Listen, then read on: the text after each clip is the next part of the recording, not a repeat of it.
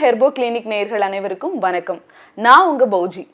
மூட்டு வலி, முதுகு வலி, இடுப்பு வலி, கைகால் வலி போன்ற பல பிரச்சனைகளுக்கு நம்ம நேயர்கள்ட்ட இருந்து நிறைய கேள்விகள் வந்திருந்தது.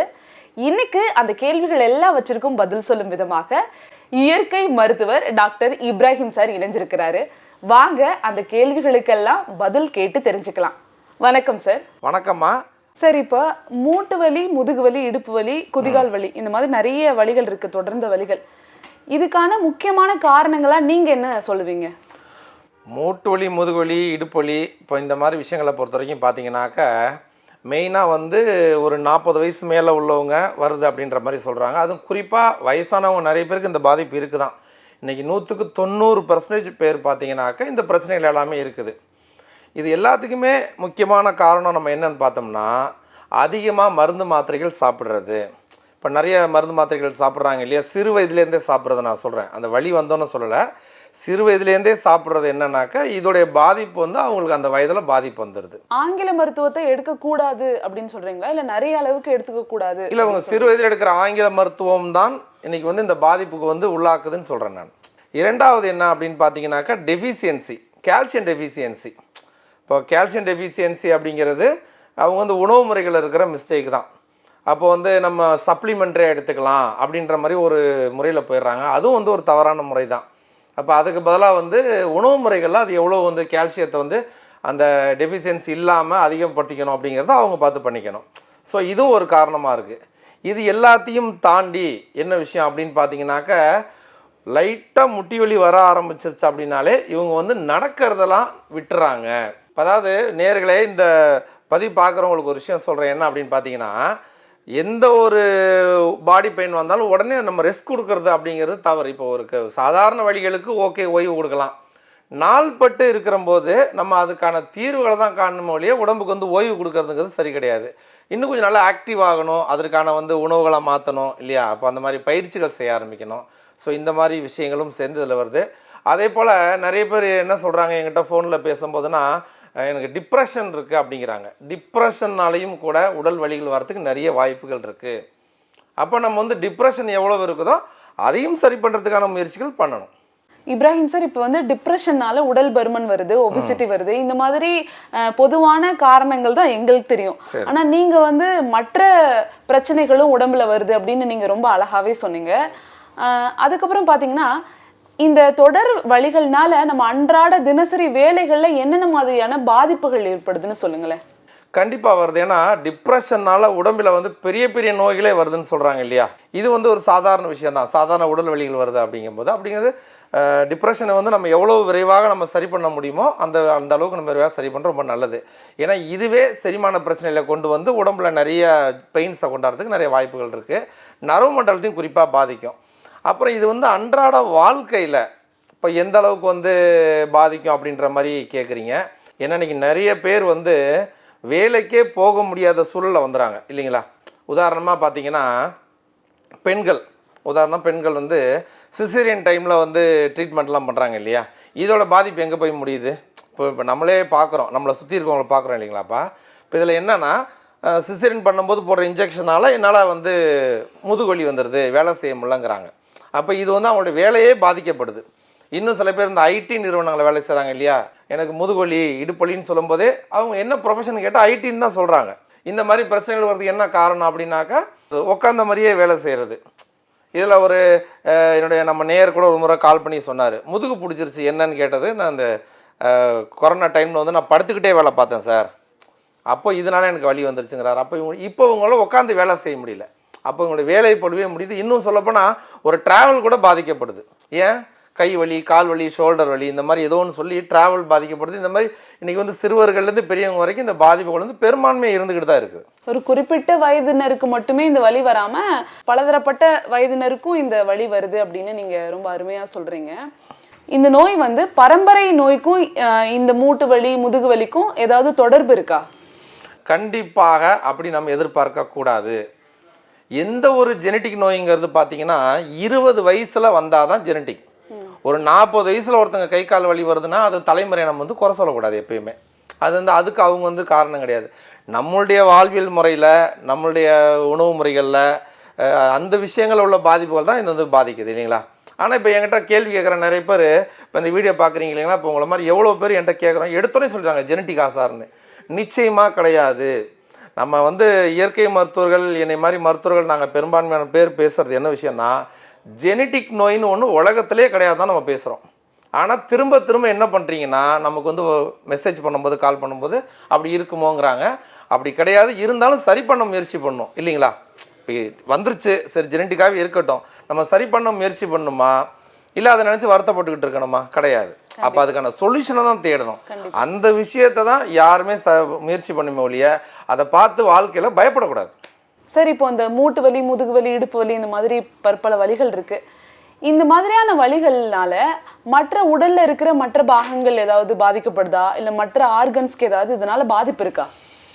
கண்டிப்பாக மேடம், கண்டிப்பாக வந்து பாதிப்புகள் வரதான் செய்யும். இப்போ வந்து ஆங்கில மருத்துவத்துலலாம் என்ன சொல்கிறாங்க அப்படின்னா, இப்போ எந்த இடத்துல ஒரு பிரச்சனை வருதோ அந்த இடத்துல நம்ம சரி பண்ணால் போதும், மற்ற இடத்துக்கு நம்ம வந்து அதை பற்றி கவலைப்பட வேண்டாம். இப்போ உதாரணமாக மூட்டிலே வலி, அந்த இடத்த சர்ஜரி பண்ணுவோம். இல்லை ஒரு ஷோல்டரில் வலி, அந்த இடத்துக்கு ட்ரீட்மெண்ட் பண்ணுவோம். அது சர்ஜரின்னு இல்லை, ஒரு இன்ஜெக்ஷனோ மாத்திரையோ ஏதோ கொடுத்தா அந்த இடத்த மட்டும் சரி பண்ணுவோங்கிறாங்க. ஆனால் நம்ம வந்து என்ன சொல்கிறோம் அப்படின்னு பார்த்தீங்கன்னாக்க, இயற்கை மருத்துவத்தை பொறுத்த வரைக்கும் ஒரு இடத்துல வந்தால் அது அப்படியே ஸ்ப்ளிட் ஆக ஆரம்பிச்சிடும் உடம்பு ஃபுல்லாக.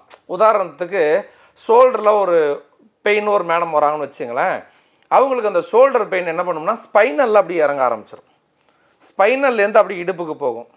சில பேர் பார்த்தா கால் வலிம்பாங்க. இப்போ நீங்களே பார்த்துருப்பீங்க, சில பேர் பார்த்தீங்கன்னா கால் வலிம்பாங்க. ஆனால் என்னதுக்கு அவங்க ட்ரீட்மெண்ட் பண்ணிட்டு இருந்திருப்பாங்கன்னா, இடுப்பு வலிக்கு ஏதாவது மருந்து மாத்திரை ஏதோ ஒன்று எடுத்து வந்திருப்பாங்கன்னு வச்சுங்களேன், அதோடைய பாதிப்பு காலுக்கு வர வாய்ப்பு இருக்குது. அப்போ வந்து ஒரு இயற்கை வைத்தியமோ இல்லை வந்து வீட்டு வைத்தியத்திலே போனால் கூட வராது. ஒரு ஆங்கில மருத்துவத்தில் எடுக்கும்போது அந்த கண்டினியூட்டி பார்த்தீங்கன்னாக்க அந்த எலும்பு மண்டலங்களில் வந்து அது பாதிப்புகள் இருக்க தான் செய்யும். ட்ரீட்மெண்ட் எடுக்கும்போது மொத்தமாக எடுத்துடணும். அந்தந்த இடத்துக்கு அப்படின்னு நினைக்கக்கூடாது. இன்றைக்கி நிறைய பேர் அந்தந்த இடத்துக்கு நினைக்கிறதுனால தான் வந்து சரியாகிறதுக்கு ரொம்ப டைம் ஆகுது. இப்போ சித்த மருத்துவத்துல மூட்டு வலிக்கு நாங்க வந்து சிகிச்சைக்கு வரோம் அப்படின்னா, மூட்டு வலிக்கு மட்டுமே நீங்க சிகிச்சை பார்ப்பீங்களா, இல்லை மற்ற பாகங்களுக்கும் சிகிச்சை பார்க்கறது உண்டா? இல்லை, இப்போ நம்ம எம்எம் ஹெர்போ கிளினிக்கை பொறுத்த வரைக்கும் பார்த்தீங்கன்னா, முதல்ல பல்ஸ் பார்ப்போம்.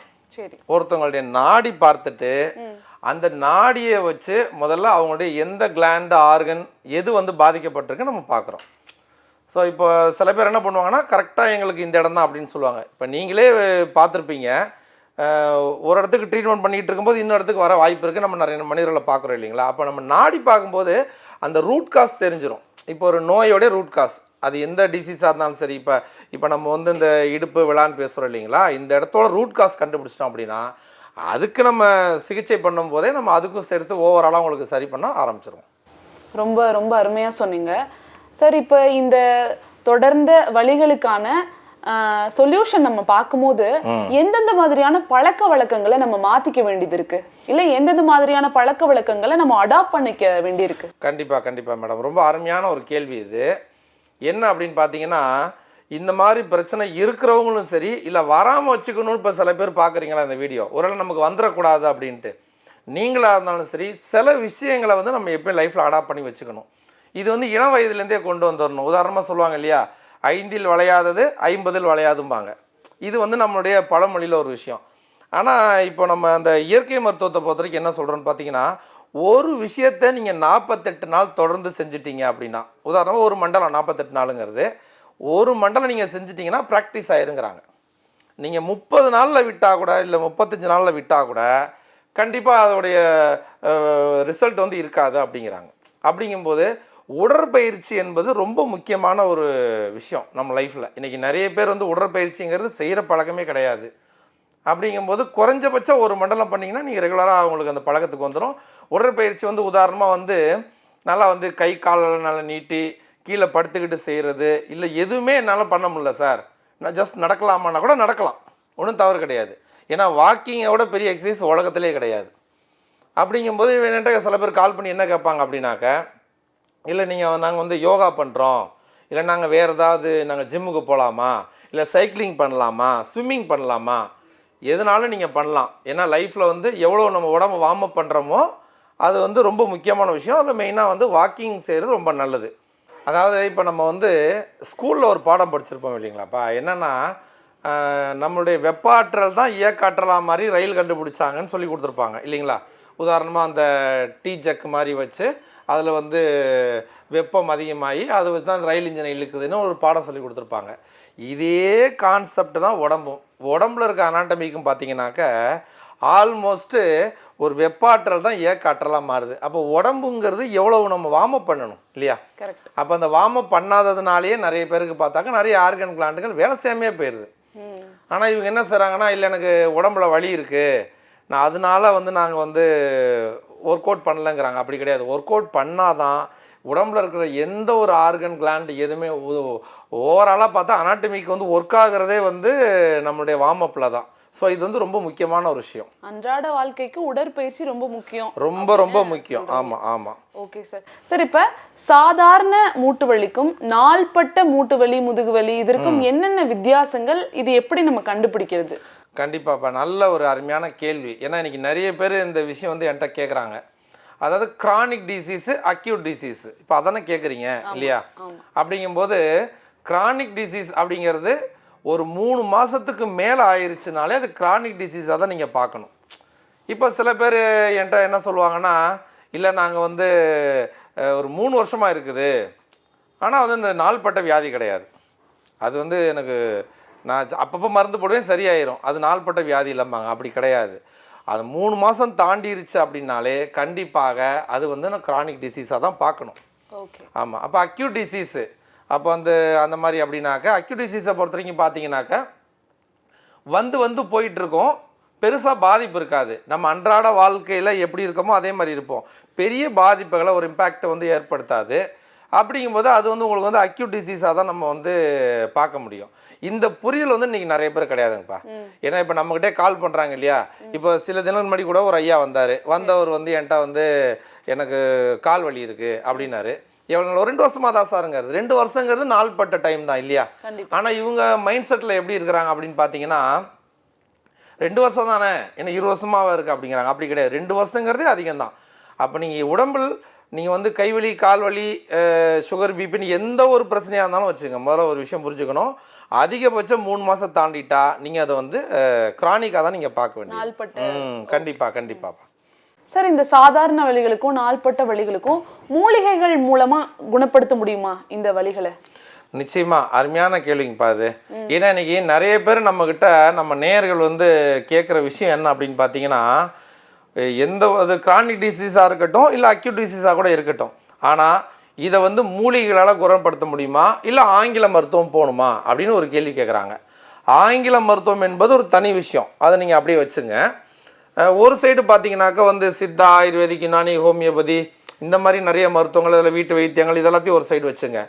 எந்த ஒரு இந்த மாதிரி மூட்டு சம்மந்தப்பட்ட விஷயங்களாக இருந்தாலும் சரி, நீங்கள் செய்ய வேண்டியது என்ன அப்படின்னா, முதல்ல மூலிகை மருத்துவம் இயற்கை மருத்துவத்தில் தான் முயற்சி பண்ணணும். ஆங்கில மருத்துவங்கிறது எதுக்கு நம்ம பயன்படுத்துகிறோன்னா, அவசர காலங்களுக்கு பயன்படுத்தலாம். சரிங்களா. இந்த நேர்கள்லாம் இப்போ நீங்கள் பார்க்குறீங்களா, நிறைய பேர் ஒரு விஷயம் புரிஞ்சுக்கணும். இது கண்டிப்பாக ஒரு அடிபட்டுருச்சு, ஒரு வண்டியில் அடிபட்டுருச்சு, இல்லை ஏதோ ஒரு டேமேஜ் ஆயிடுச்சு உடம்புல பார்ட்ஸு, அது வந்து ஷோல்டராக இருக்கலாம், கழுத்தாக இருக்கலாம், இடுப்பாக இருக்கலாம், நீ பெயின் எதுவாக இருந்தாலும் சரி, அந்த இடத்துல அடிபட்டுருச்சு அப்படின்னா நீங்கள் வந்து அதுக்கான சிகிச்சைகளை வந்து கண்டிப்பாக நீங்கள் ஆங்கில மருத்துவம் எடுக்கலாம். ஆனால் சாதாரண உள்ளேந்து வர நோய்கள் இருக்குது இல்லையா, உள்ளேந்து வர நோய்களுக்கு நம்ம வந்து மூலிகை மருந்து வீட்டு வைத்தியத்தில் நீங்கள் வந்து முயற்சி பண்ணுறது ரொம்ப சரியான விஷயம். அதனால் வந்து இதுதான் பெஸ்ட்டு என்னை பொறுத்த வரைக்கும். ரொம்ப சிறப்புங்க சார். நம்ம எம்எம் ஹெர்போ கிளினிக் இருக்கு இல்லைங்களா, இங்கே வந்து சிகிச்சைக்கு வந்த நிறைய பேர் வந்து நம்மளுடைய மூலிகை மருத்துவத்தை எடுத்துக்கிட்டு எத்தனை பேர் வந்து சரியானாங்க, அதற்கான ஏதாவது சான்று இருக்கா உங்ககிட்ட? கண்டிப்பாக. என்னன்னா, நம்ம எம்எம் ஹெர்போ கிளினிக் மூலமாக சிகிச்சை எடுத்துருக்குறாங்களா, அது நல்ல ரிசல்ட்லாம் இருக்குதா அப்படின்னு கேட்குறீங்க. நிச்சயமாக இருக்குது. நம்ம வந்து பல ஆண்டுகளாக நம்ம வந்து வைத்தியங்கள் பண்ணிக்கிட்டு இருக்கோம். நம்ம எம்எம் ஹெர்போ கிளினிக்கை பொறுத்த வரைக்கும் பார்த்திங்கன்னா 2 விஷயம் நல்லா புரிஞ்சுக்கணும், இது நிறைய பேர் தெரியல. ஒன்று வந்து சிகிச்சை முறையிலையும் நம்ம போயிட்டுருக்கோம். சரிங்களா. சிகிச்சை முறையிலையும் போகிறோம், மூலிகை மருந்துகள்லையும் நம்ம போயிட்டுருக்குறோம். இப்போ சிகிச்சை முறை அப்படிங்கிறது வந்து அவங்க முடிஞ்சால் நேரில் வந்து சிகிச்சைகளை எடுத்து நம்மகிட்ட சிகிச்சை பண்ணிக்கிறாங்க. வர முடியலங்கிறவங்களுக்கு என்ன பண்ண முடியும்? அப்போ அதுக்கான உணவுகளோ இல்லை பயிற்சியோ வந்து நம்ம வந்து எடுத்துக்கிட்டு சொல்லி கொடுத்துட்டு அவங்களுக்கு அந்த உணவு பயிற்சிகளை சொல்லி கொடுத்துட்டு மூலிகை மருந்தில் கொரியரில் அமுச்சு விட்டுறோம். அப்போ இதில் நிறைய பேருக்கு நல்ல ஃபீட்பேக்ஸ் இருக்குது. உதாரணமாக இப்போ சென்னையிலேருந்து ஒரு அம்மா, அவங்க வந்து ஏறக்குறைய ஒரு 60-65 வயசு உள்ளவங்க. நிறைய வைத்தியங்கள் நான் போய் எனக்கு வந்து முட்டி வலியும் வந்து இடுப்பு வலியும் எனக்கு குறையவே இல்லை சார் அப்படின்னு சொன்னாங்க. அவங்க ஒரு 2 மாதம் 3 மாதம் நம்மள்கிட்ட வந்து மூலிகை மருந்துகள் எடுத்து ஆலோசனைகளும் கேட்டுக்கிட்டு இருந்தாங்க. ரொம்ப அருமையான மாற்றம். இது ஒரு சென்னை மாதிரி ஊரில்.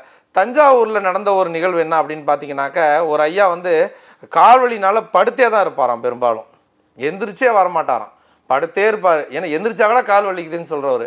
அவர் வந்து நடக்கிற அளவுக்கு நம்ம வந்து ரெடி பண்ணோம். ஸோ இந்த மாதிரி நிறைய ஃபீட்பேக்ஸ் நிறைய இருக்குது. ஆனாலும் என்ன அப்படின்னா, நம்ம எந்த அளவுக்கு நம்ம வந்து மூலிகை மருந்துகள் கொடுக்குறோமோ அந்த அளவுக்கு அந்த உணவுகளையும் பயிற்சிகளையும் சேர்த்து ஃபாலோ பண்ணிக்கும் போது இன்னும் கொஞ்சம் ஃபாஸ்ட் ரிசல்ட் இருக்கும். நம்ம என்ன சொல்கிறோம்னா, ஒரு ட்ரையாங்குலர் மாதிரி வச்சுங்களேன். உணவு, நம்ம சொல்கிற மருந்து, அதே போல் பயிற்சிகள், இந்த மாதிரி எல்லாத்தையும் சேர்த்து ஒரு சைமல்டேனியஸாக பண்ணுறாங்கன்னு வச்சுங்க. அப்போ வந்து ரிசல்ட் இன்னும் ஃபாஸ்ட்டாக இருக்கும். ஸோ இந்த ஒரு புரிதல் கண்டிப்பாக இருக்கணும். நல்ல ஃபீட்பேக்ஸ்லாம் இருக்குது. இன்னும் அடுத்தடுத்த பதிவுகளில் நம்மளுடைய நேயர்களை, நம்மக்கிட்ட மருந்துகள் வாங்கினவங்களாக இருக்கிறாங்க இல்லையா, சிகிச்சை வந்தவங்க, இவங்களுடைய பதிவுகளையும் நம்ம இன்னும் போடலான் இருக்கோம். அதாவது இன்னும் என்னென்னா, நிறைய பேர் வந்து அவங்களுடைய சிகிச்சை எடுத்து மருந்து வாங்கின பதிவுகளை நம்மகிட்ட கொடுக்கணுன்னு தான் விருப்பப்படுறாங்க. ஆனால் சில நேரங்களில் என்ன ஆயிடுதுன்னா, அவங்க வந்து ஒரு ஷை ஆகிறாங்க. இல்லை சார், எனக்கு இருக்கிற பாதிப்புகள்லாம் நான் சொல்லணுமா அப்படின்லாம் சில பேர் கேட்குறாங்க. சில பேர் கொஞ்சம் பெரிய பதவி பொறுப்பில் இருக்கவங்க சில பேர் நம்மள்கிட்ட பேசும்போது என்ன சொல்கிறாங்கன்னா, என் முகத்தெல்லாம் நான் காட்டணுமா, என் வாய்ஸ் அனுப்பணுமான்னு கேட்குறாங்க. ஆனால் நம்மளுடைய நோக்கம் என்ன, எம்எம் ஹெர்போ கிளினிக்கை பொறுத்த வரைக்கும் பார்த்தீங்கன்னா எல்லோரும் நல்லா இருக்கணுங்கிற ஒரு கான்செப்ட் தான். இருந்தாலும் இப்போ சில பேர் அந்த மாதிரி டெஸ்டிமோனியல் கொடுக்க விருப்பப்படுறதுனால அந்த பதிவுகளையும் நம்ம தொடர்ச்சியாக நம்ம இன்னும் நம்ம சேனலில் வந்து அப்லோட் பண்ணுறதா இருக்கிறோம். இப்ராஹிம் சார், இப்போ இந்த மாதிரி மூட்டு வலி முதுகு வலிக்கு சிறப்பு உடற்பயிற்சிகள் ஏதாவது இருக்கா? சிறந்த முறையில் நிச்சயமா. ஏன்னா இன்னைக்கு நிறைய பேர் என்ன சொல்றாங்கன்னா, ஜென்ரலா பயிற்சிகள் பண்றோம். என்னன்னா, நாங்கள் வந்து வாக்கிங் பண்ணுறோம், இல்லை வந்து சைக்கிள் ஓட்டுறோம், மணிக்கணக்கில் ஓட்டுறோம், இப்படிலாம் கூட செய்கிறாங்க. இன்னும் சில பேர் என்ன சொல்கிறாங்கன்னா, நாங்கள் மாடியிலே நடந்துகிட்டு இருப்போம், 8 போடுவோம், 11 போடுவோம், நிறைய சொல்கிறாங்க. இதெல்லாம் தாண்டி இந்த காணொளி பார்க்குற எல்லா நேயர்களுக்கும் ஒரே ஒரு விஷயம் சொல்கிறேன். உங்கள் உடம்புல எந்த இடத்துல பெயின் இருந்தாலும் சில பயிற்சிகள் நீங்கள் நிச்சயமாக செஞ்சே ஆகணும். அதை நல்லா புரிஞ்சுக்கணும், சரிங்களா? ஆயில் பாத், எண்ணெய் குளியல்னு சொல்கிறேன் இல்லையா, வாரம் ஒரு முறை ஆணோ பெண்ணோ கண்டிப்பாக எடுத்துருங்க. இது வந்து நிறைய பேர் செய்கிறதே கிடையாது. நீங்கள் வந்து 1 லட்ச ரூபா 2 லட்ச ரூபாய்க்கு கூட நீங்கள் வைத்தியம் பண்ணலாம். ஆங்கில மருத்துவமோ சித்த மருத்துவமோ அது விஷயம் கிடையாது. ஆனால் நம்ம எண்ணெய் குளியல் பண்ணாமல் அந்த சிகிச்சைகளுக்குள்ளே போகும்போது அதனால் எந்த பயனும் இல்லை, சரிங்களா? அதுவும் குறிப்பாக சித்த மருத்துவம், ஆயுர்வேதிக்கு, இந்த மாதிரி இயற்கை மருத்துவம் இருக்கு இல்லையா, இது வந்து எண்ணெய் குளியல் வாரம் ஒரு நாள் ஆணோ பெண்ணோ செஞ்சாகணும். அப்போ வந்து பெண்கள்னாக்க செவ்வாய் இல்லைனாக்க வந்து வெள்ளிக்கிழமை ரொம்ப சிறந்த நாள் வந்து எண்ணெய் குளியலுக்கு. ஆண்களாக இருந்தால் புதன் இல்லைனா சனி. இதனால நோட் பண்ணி வச்சுங்க, நிறைய பேர் தெரியாது. கண்டிப்பா இந்த கேள்வி நான் கேட்க வந்தேன், எந்தெந்த கிழமைகள்? கண்டிப்பா. ஏன்னா சரி, இதை தாண்டி ஒரு விஷயம் இருக்கு. என்னன்னா, நம்ம கிட்ட என்ன கேட்குறாங்கன்னா, எனக்கு இந்த நீங்கள் சொல்கிற மாதிரி கிழமைகள் எடுக்க முடியாது, ஜென்ரலாக எடுக்கலாமா அப்படின்னு கேட்குறாங்க. நிச்சயமாக எடுக்கலாம். ஏன் நான் இதை சொல்கிறேன் அப்படின்னா, சில பேர் சண்டே மட்டும்தான் எண்ணெய் குளியல் பண்ண முடியுங்கிறீங்கல்ல, எடுங்க, ஒன்றும் தப்பு கிடையாது. இதை தாண்டி ஒரு சிறப்பான ஒரு வீட்டு பயிற்சி இருக்குமா, இதை மட்டும் பண்ணிட்டாங்கன்னு வச்சுங்களேன், இன்னும் பெஸ்ட்டாக இருக்கும். புரியுதுங்களா? ஆயில் புல்லிங்னு சொல்லுவாங்க. ஆயில் புல்லிங்னா தெரியுமா? அந்த வீடியோ பார்க்குறவங்க எல்லாருக்கும் ஒரு விஷயம், ஆயில் புல்லிங் என்ன அப்படின்னு பார்த்தீங்கன்னாக்க, தினமும் காலையில் எந்திரிச்சு காலை கடனை முடிக்கணும். 2 ஸ்பூன் நல்லெண்ணெய் எடுத்து நல்லா வாயில் விட்டு நல்லா பபுள் பண்ணி 20 நிமிஷம் கழிச்சு கொப்பளிச்சு துப்பணும்.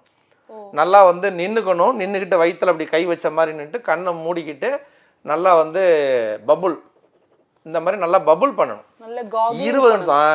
அது பேர் எண்ணெய் கொப்பளிப்புன்னு சொல்கிறோம், நம்ம வந்து ஆயில் புல்லிங்னு சொல்கிறோம். இதை நீங்கள் செய்யும்போது உடம்புல இருக்கிற எல்லா இடங்களுக்குமான நல்ல கால்சியம் குறைபாடுகளுக்கு சப்போர்ட் பண்ணிடும். இதுவே ஒரு மிகப்பெரிய பயிற்சி. கண்டிப்பாக இது செய்யும்போது வந்து ஜாயிண்ட் சம்மந்தப்பட்ட எல்லா லிங்க்குமே இது கனெக்ட் பண்ணி விட்டுரும், சரிங்களா? இந்த ஒரு சிறப்பான பயிற்சி, ரொம்ப ஒரு அருமையான பயிற்சி. அதாவது ஆயில் புல்லிங், ஆயில் பாத், இதை வந்து கண்டிப்பாக வந்து எல்லாருமே செய்யணும். இப்ராஹிம் சார், நான் அடுத்தது ரொம்ப முக்கியமான கேள்வி இது. ஏன்னா நிறைய நேயர்களுக்கு வந்து இதுல ரொம்ப சந்தேகம் கூட இருக்கும். எந்த மாதிரி உணவுகளை வந்து நாங்க எடுத்துக்கணும்? இப்ப மூட்டு வலி, முதுகு வலி, இடுப்பு வலி, கைகால் வலி, இந்த மாதிரி எலும்பு சம்பந்தமான வலிகளுக்குன்னு சிறந்த உணவுகள் சில. நிச்சயமா எந்த மாதிரி உணவுகளை எந்தெந்த நேரங்கள்ல நாங்க எடுத்துக்கணும், அது மட்டும் கண்டிப்பா. ரொம்ப அருமையான விஷயம். என்ன காரணம்னா, இன்னைக்கு நிறைய பேர் வந்து என்கிட்ட கேட்குறாங்க, இப்போ இந்த மாதிரி ஜாயிண்ட் சம்மந்தப்பட்டதுக்குன்னு ஏதாவது டயட் இருக்கா, குறைஞ்சபட்சம் நாங்கள் அதை முயற்சி பண்ணுறோமே அப்படிங்கிறாங்க. கீரை என்பது ஜாயின்ட் சம்மந்தப்பட்ட எல்லா விஷயத்துக்கும் ஒரு முக்கியமான உணவு. ஜாயின்ட்ஸ் அப்படின்னாலே முதல்ல கீரை தான். கிரீன் வெஜிடபிள்ஸ் அப்படிங்கிறோம்ல, என்னன்னாலும் நம்ம சாப்பிடலாம். அதுவும் குறிப்பாக பெண்களுக்கு என்ன சாப்பிட்ணும்னா பெரண்டைன்னு ஒரு கீரை பார்த்துருப்பீங்களான்னு தெரியாது எத்தனை பேருக்கு. ஏன்னா கிராமங்களில் தான் பெரும்பாலும் கிடைக்கும், நகர்ப்புறங்களில் இருக்கான்னு தெரியல. கிடைச்சா வாங்கி கண்டிப்பாக பயன்படுத்துங்க. பெரண்டைன்றது குச்சி குச்சி மாதிரி இருக்கும் சரிங்களா, அதை உரிச்சிட்டு நல்லா கட் பண்ணி வதக்கி வந்து துவையல் மாதிரி சாப்பிட்ணும். இது பெண்களுக்காகவே சிறப்பான ஒரு ஒரு கீரை வகை தான், தண்டு மாதிரி இருக்கும் கீரை வகை தான் அது பெரண்டை. ரெண்டாவது என்ன அப்படின்னு பார்த்தீங்கன்னாக்கா, முருங்கைக்கீரை நம்ம எவ்வளோ சேர்த்துக்கிறோமோ, ஏன்னா முருங்கீரையில் இருக்கிற சத்து வேறு எந்த கீரையிலுமே இல்லைன்ற அளவுக்கு வந்து நம்ம வந்து கேரண்டியாக சொல்ல முடியும். அடிக்கடி முருங்கீரை சேர்த்துக்கணும். சரி, இன்னும் நம்ம வந்து குறிப்பாக சொல்லணும் அப்படின்னா, வாரத்தில் 5 நாள் கீரை எடுத்துக்கிட்டாலே நமக்கு இந்த ஜாயிண்ட் சம்மந்தப்பட்ட பிரச்சனைகள் பெரும்பாலும் வராது. சரி, அதை கீரையிலையும் வந்து 2-3 விஷயம் சொல்கிறாங்க. என்னென்னா, டெய்லி சமைச்சு சாப்பிட முடியலையா சார், என்ன சார் பண்ணுறது அப்படின்னு கேட்குறாங்க. ஏன் சமைச்சு சாப்பிட்றீங்க? துவையலா செஞ்சு சாப்பிட்லாம்ல, இந்த கருவேப்பிலை புதினா கொத்தமல்லி துவையலா சாப்பிட்லாமே. மக்கள் வந்து இந்த கொத்தமல்லி கருவேப்பிலை இதெல்லாம் வந்து கீரையாவே கன்சிடர் பண்றதே இல்ல. கண்டிப்பா கண்டிப்பா, அதுவும் கீரை வகைகள்ல தான் சேரும் அப்படின்னு உங்களை மாதிரி மருத்துவர் சொல்லும்போது இல்ல, இருக்கிற கீரைகளே கருவேப்பிலைக்கு தனி மகத்துவம் உள்ளது. அதுலயும் நம்ம கருவேப்பிலை புதினா சேர்த்து துவையலா சாப்பிடும்போது இன்னும் வந்து நல்லா பெஸ்ட் ரிசல்ட்டா இருக்கும். ரொம்ப சிறப்பு சார். நீங்க என்னென்ன சாப்பிடணும் அப்படின்னு சொன்னீங்க இப்ராஹிம் சார். இப்ப என்னென்ன சாப்பிடக்கூடாதுன்னு ஒரு லிஸ்ட் இருக்கும்ல, எங்களுக்கு அது ரொம்ப ரொம்ப முக்கியம். கண்டிப்பா சாப்பிடணும், சாப்பிடக்கூடாது அப்படின்னு. கண்டிப்பா கண்டிப்பா, இது ரொம்ப அருமையான ஒரு கேள்வி நீங்க கேட்டது பாப்பா. என்னன்னா, ஜங்க் ஃபுட்டுங்களை மேக்ஸிமம் தவிர்த்துக்கணும். இன்னைக்கு நிறைய வந்து ஜங்க் ஃபுட்டுனால தான் வந்து நம்மளுடைய உடம்புல வந்து கால்சியம் டெஃபிஷியன்சி வரதுக்கு காரணமாகவே இருக்குது. ஆமாம், அப்போ இந்த விஷயத்தை வந்து நம்ம ரொம்ப கவனம் செலுத்தணும். ரெண்டாவது வந்து எண்ணெய்கள் பயன்படுத்தும் போது வந்து செக்கில் ஆட்டப்பட்ட எண்ணெய்கள் எவ்வளோ நீங்கள் பயன்படுத்தினா ரொம்ப ரொம்ப நல்லது. இன்றைக்கி நிறைய வந்து ஆர்டிஃபிஷியல் ஃப்ளேவர், ஆர்டிஃபிஷியல் வந்து சத்துக்கள் சேர்த்தா சொல்கிறாங்களே, அந்த மாதிரி எண்ணெய்களை தவிர்த்துக்கிறது ரொம்ப நல்லது. இந்த 2 விஷயத்தை நம்ம தவிர்த்துட்டாலே மேக்ஸிமம் வந்து நம்ம வந்து இந்த ஜாயிண்ட் சம்பந்தப்பட்ட பிரச்சனை வரவே வராது. முக்கியமா இந்த 2 விஷயங்களை தான் தவிர்க்கணும் அப்படின்னு கண்டிப்பா. ஆமா, சொல்றாரு சார். இப்போ வந்து ஒரு 30-40 வயதுக்கு மேல கொஞ்சம் வயது ஆகுது இல்லையா, இந்த ஸ்டேஜ்ல நம்மளுக்கு அதிகமா மூட்டு வலி முதுகு வலி எல்லாம் அப்படி அப்படியே வயசாக அது ஏற்படுறதுதான். அதுல வந்து நம்ம எந்தெந்த மாதிரியான மருந்துகளை நம்ம எடுத்துக்கணும் சார்? நிச்சயமா. அதாவதுமா, இந்த கேள்வி நீங்கள் கேட்குறீங்க பார்த்தீங்களா, இது வந்து ஒரு புரளி தான் ஆக்சுவலாக. 30 வயசு 40 வயசு ஆகிட்டா முட்டி வலி வந்துடும்னு யார் கண்டுபிடிச்சா? இப்போ யாருக்கா தெரியுமா? இப்போ ஒரு ஆணுக்கோ பெண்ணுக்கோ 30 வயசு ஆனால் 40 வயசு ஆனால் முட்டி வலி வந்துடும் யாருக்கா தெரியுமா? தெரியாது. ஆனால் நம்மக்கிட்ட இந்த மாதிரி ஒரு பொருளை கழிப்புட்டதுனால இல்லாதவங்க கூட நம்பிடுறாங்க. நமக்கு வந்துருமோன்னு அந்த பதட்டத்தில் இருக்காங்க. அப்படி நினைக்கக்கூடாது. சிறுவயதுலேருந்து மருந்து மாத்திரை எடுத்தவங்களுக்கு வேணால் வரத்துக்கு வாய்ப்புகள் இருக்குது. ஆனால் எல்லாருக்குமே வந்து நிச்சயமாக வராது. 40 வயசு ஆனால் நீங்கள் முட்டி போய் செக் பண்ணுங்கள், 30 வயசு ஆனாக்கா இதை போய் செக் பண்ணுங்கலாம் சொல்கிறாங்களா, அதெல்லாம் நீங்கள் பண்ண வேண்டிய அவசியம் கிடையாது. அந்த பயமே உங்களுக்கு தேவையில்லை. முட்டி வலி வந்துட்டுனா மட்டும் நீங்கள் அதை பற்றி யோசிக்கணும் இல்லையா, இல்லைன்னா நீங்கள் ஆரோக்கியமாக வாழ்றது எப்படின்றத பற்றி நீங்கள் யோசிச்சாலே போதும். ஏன்னா இப்போ நீங்கள் கேள்வி என்னன்னா 30-40ன்றீங்களா, இந்த மைண்ட் செட்டே முதல்ல வேண்டாங்கிற. வயதுன்றது ஒரு நம்பர் தான். ஆமா, கண்டிப்பா வயதுங்கிறது ஒரு நம்பர். நம்ம அந்த சீரியஸா அது உள்ள போக வேண்டியது. ரொம்ப ரொம்ப சிறப்புங்க சார். இப்ப வந்து இந்த தசைகள்ல வலிகள் ஏற்படுது இல்லைங்களா, இந்த வலிகள் வந்து மன அழுத்தத்துக்கு எதுவும் காரணமாகுதா? மன அழுத்தங்கள் வந்து இந்த தசை வலிகள்னால எதுவும் ஏற்படுதா? நிச்சயமாமா. இந்த கேள்வி வந்து நிறைய பேர் நம்ம கிட்ட கேட்கறதா. உதாரணமா, எங்களுக்கு வந்து மன அழுத்தம் அப்படிங்கிறாங்க. எதனாலன்னா இதனாலதான் அப்படிங்கிறாங்க. எதனால? கை வலி, கால் வலி, இல்லை வந்து எனக்கு வந்து மூட்டில் வலி, பாத வலி, ஏதோ ஒரு வலி. இந்த வலி உதாரணத்துக்கு நம்ம என்ன சொல்கிறோம்னா, சின்ன ஒரு சுண்டு விரல ஒரு அடிப்பட்டாலும் நம்ம அடி தாங்குறோமா? அன்னைக்கு ஃபுல்லாக அதை பற்றி தான் யோசிச்சுக்கிட்டு இருக்கோம் இல்லையா? யாராக இருந்தாலும் சரி, கண்ணில் ஒரு சின்ன தூசி விழுந்தா கூட நம்ம வந்து தாங்க மாட்டேங்கிறோம். அப்படிங்கும்போது உடம்புல ஒரு இடத்துல வலி இருந்துக்கிட்டே இருந்தால் இது மன அழுத்தத்தை கொண்டு விடும். இன்னைக்கு நிறைய பேர் இதனாலேயே மனநோயாளியாக ஆயிடுறாங்க. நீங்கள் அப்படி ஆக வேண்டிய அவசியம் கிடையாது. அது எப்படி சரி பண்ணுறதான் யோசிக்கணும். ஏன்னா மனநோய் மாதிரி வரதுக்கு நிறைய காரணங்கள் இருக்கலாம். ஆனால் இதுவும் ஒரு காரணம் இருக்கிறதுனால இதை ஓரமாக வச்சுட்டு சரி பண்ணுற வேலையை மட்டும் பார்க்கணும். நிறைய பேர் வந்து என்கிட்ட பேசும்போது நான் முதல்ல சொல்கிறது என்னென்னா, நல்லாயிடும் நம்புங்க. அந்த நம்பிக்கையோடு நீங்கள் வந்து சிகிச்சையோ வீட்டு பயிற்சிகளோ செய்யுங்கன்னு தான் சொல்லணும் இல்லையா. இதை மன உளைச்சல் ஆக்கிட்டு வராதிங்க. ஏன்னா நம்பிக்கை இருந்தால் மட்டும்தான் அடுத்த லெவலுக்கு நீங்களும் போக முடியும் இல்லையா. இது ஒரு முக்கியமான விஷயம். அதுக்காக உங்களை மாதிரி மருத்துவர்கிட்ட இருந்து இந்த மாதிரி நம்பிக்கையான வார்த்தைகள் கேட்கும் போது எங்களுக்கே கொஞ்சம் நம்பிக்கையே வருது. இப்ராஹிம் சார், நிறைய கருத்துக்களை எங்க கூட நீங்க பகிர்ந்துக்கிட்டீங்க. சார் இப்போ நேயர்களுக்கே ஒரு சின்ன சந்தேகம் இருக்கலாம், எனக்கு இருக்கிற மாதிரி. என்னன்னா, நம்ம ஹெர்போ கிளினிக்கு நாங்கள் நேரடியாகவே வந்து உங்களுடைய மூலிகைகள்லாம் வாங்கிக்கலாமா, மருந்துகளை, இல்லை நீங்கள் கொரியர் மூலமாகவும் எங்களுக்கு தர முடியுமா? நிச்சயமாம்மா, இது நிறைய பேர் நம்மக்கிட்ட பொதுவாக கேட்குற கேள்வி தான். பார்த்தீங்கன்னா, நம்ம ரொம்ப தொலைவில் இருக்கிறோம் அப்படிம்பாங்க. தொலைவில்னா ரொம்ப தமிழ்நாடு மட்டும் இல்லை, அதர் ஸ்டேட்லேருந்து அதர் கண்ட்ரிலேருந்து கூட அடிப்பாங்க. வெளிநாடுகளுக்கு மட்டும் நம்மளால் வந்து மூலிகை மருந்துகள் கொரியர் அனுப்ப முடியாது. மற்றபடி நீங்கள் வந்து இந்தியாவுக்குள்ளே எங்கே இருந்தாலும் நம்ம வந்து உங்களுக்கு கொரியரில் அனுப்ப முடியும். இல்லை நேரில் வந்து ஆலோசனை பண்ணி நாடி பார்த்து வாங்கிக்கிறனாலும் நிச்சயமாக நீங்கள் செஞ்சுக்கலாம். அது அப்படின்னாலும் நீங்கள் என்கிட்ட ஒரு முன்பதிவு பண்ணிவிட்டு அட்வான்ஸாக நீங்கள் சொல்லிவிட்டு நீங்கள் இந்த கிழமைகளில் வந்து நாடி பார்த்து நீங்கள் வாங்கிக்கலாம். கண்டிப்பாக என்ன, நீங்கள் நேரில் வரும்போது இன்னும் கொஞ்சம் பயனுள்ள இருக்கும் இல்லையா? வர முடியாத நேரத்தில் நீங்கள் கொரியரில் வாங்கிக்கலாம். ரொம்ப சிறப்பு. உலக நாடுகளுக்கும் இன்னும் கொஞ்ச நாள்ல உங்களுடைய எல்லா மருந்துகளும் போகணும் அப்படின்னு நிச்சயமா நம்ம அனுப்பணும் தான் நம்மளும் அது மாதிரி முயற்சிகள் பண்ணிக்கிட்டு இருக்கோம். கண்டிப்பாக நம்ம அதுக்கான முயற்சிகளும் செய்வோம். வாழ்த்துக்கள், வாழ்த்துக்கள் சார். சார், இது வந்து உங்களுக்கு எப்படி உங்களை நாங்கள் வந்து காண்டாக்ட் பண்ணுறது?